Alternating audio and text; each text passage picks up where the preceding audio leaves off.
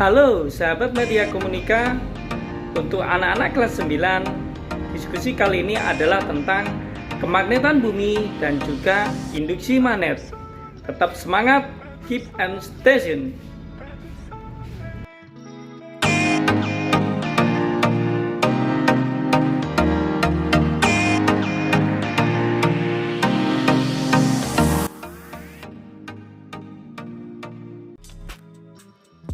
Kemagnetan bumi. Jarum kompas selalu menunjuk arah utara selatan. Fakta ini menunjukkan bahwa bumi mempunyai sifat magnetik. Perhatikan gambar. Di situ terdapat kutub utara geografi bumi pada gambar panah tersebut. Bagian bawah, kutub selatan geografi bumi. Dan bumi mempunyai batang magnet imajiner. Sekali lagi, batang magnet yang imajiner yang memuncul dari arah utara ke selatan. Tetapi dua hal tersebut memiliki perbedaan karena kutub utara dari magnet batang imajiner terdapat di kutub selatan geografi bumi dan kutub selatan magnet batang imajiner terdapat di dekat kutub utara geografi bumi. Kita perhatikan lagi. Pada kutub utara geografi bumi, di situ terdapat kutub selatan magnet bumi, dan sebaliknya pada kutub selatan geografi bumi terdapat kutub utara magnet bumi. Jadi tolong diingat ya anak-anak, berbeda antara kutub utara geografi dan kutub selatan magnet bumi yang memang berlawanan. Akibat kemagnetan bumi tersebut kita mengenal dua sudut. Sudut deklinasi dan sudut inklinasi. Yang dimaksud dengan sudut deklinasi adalah sudut yang terbentuk antara arah utara selatan geografi dengan arah utara selatan kompas. Perhatikan gambar tersebut di bawah. Dan sudut inklinasi merupakan sudut yang dibentuk medan magnetik dengan sembarang titik yang merupakan permukaan mendatar permukaan bumi atau horizontal. Perhatikan gambar bawah dengan simbol I.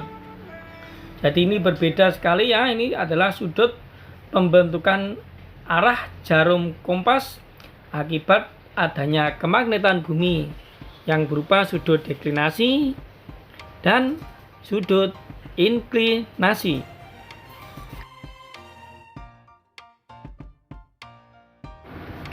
Medan magnet di sekitar arus listrik.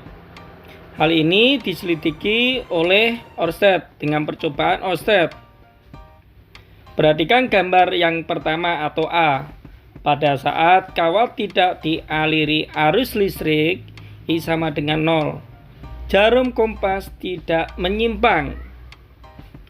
Pada gambar B, jika kita perhatikan, pada saat kawat dialiri arus listrik ke atas, kutub utara jarum kompas menyimpang ke kanan. Pada gambar C, saat kawat dialiri arus listrik ke bawah, kutub utara jarum kompas menyimpang ke kiri. Kesimpulannya adalah yang pertama, di sekitar penghantar kawat yang dialiri arus listrik terdapat medan magnet. Yang kedua, arah medan magnet bergantung pada arah arus listrik yang mengalir.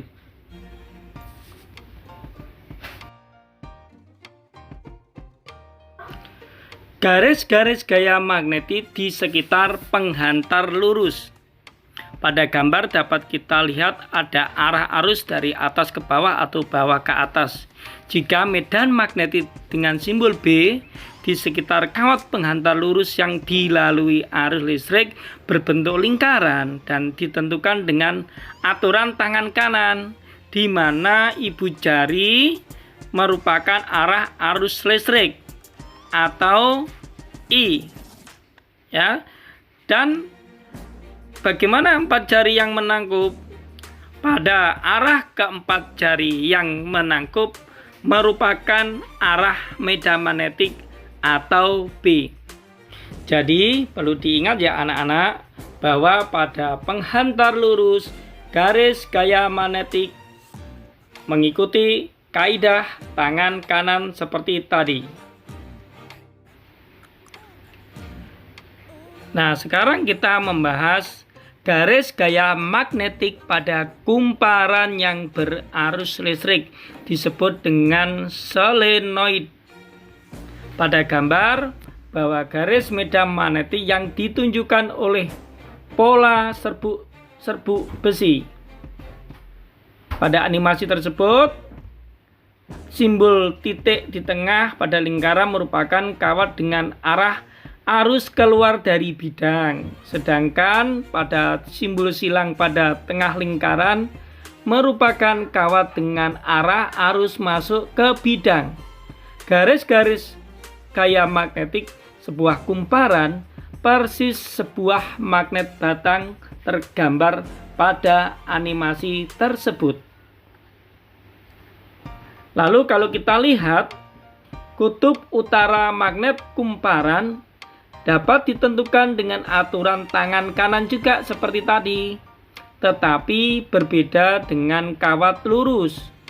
Aturan tangan kanan pada solenoida atau kumparan yang berarus listrik dengan cara menggenggamnya pada magnet tersebut ada arah utara dan selatan, di mana ibu jari merupakan atau menunjukkan kutub utara, sedangkan keempat jari yang menangkup merupakan arah arus listrik atau I.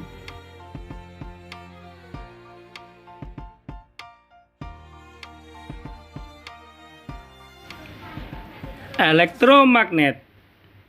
Jika ke dalam kumparan berarus listrik diberi inti besi lunak, ternyata pengaruh kemagnetannya menjadi besar. Susunan kumparan dan inti besi lunak inilah yang disebut dengan elektromagnet atau magnet listrik, atau juga bisa disebut kumparan yang disisipi dengan inti yang bersifat magnetik, atau juga medan magnet yang menghasilkan listrik. Jika kita lihat saat arus listrik pada saklar itu mengalir, maka klip logam akan tertarik oleh batang magnet, dan sebaliknya jika arus listrik itu ditutup, maka klip logam akan lepas. Begitu seterusnya, proses ini merupakan proses terjadinya elektromagnet.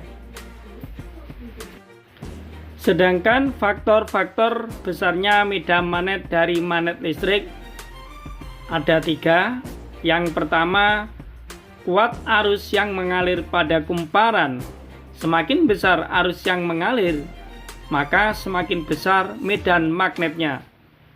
Yang kedua, jumlah lilitan kumparan. Semakin banyak jumlah lilitannya, maka semakin besar medan magnetnya. Yang ketiga adalah bahan inti yang dimasukkan pada kumparan.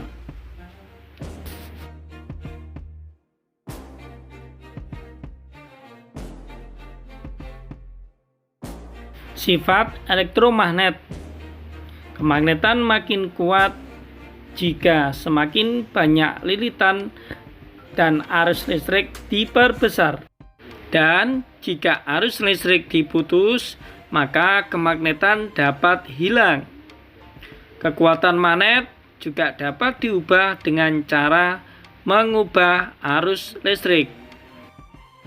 Contoh penggunaan elektromagnet pada alat-alat sederhana, misalnya bel listrik, pesawat telepon, dan juga relay.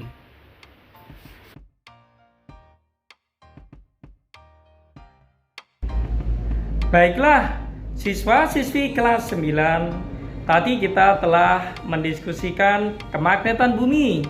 Ada sudut inklinasi, sudut deklinasi, kemudian induksi magnet, sifat-sifatnya dan contoh penerapannya. Jangan lupa tetap menyimak channelnya Pak Heri TV di Media Komunika, karena channelnya akan selalu update materi-materi yang keren. Tetap jaga kesehatan. Salam semangat belajar selalu. Assalamualaikum warahmatullahi wabarakatuh. See you.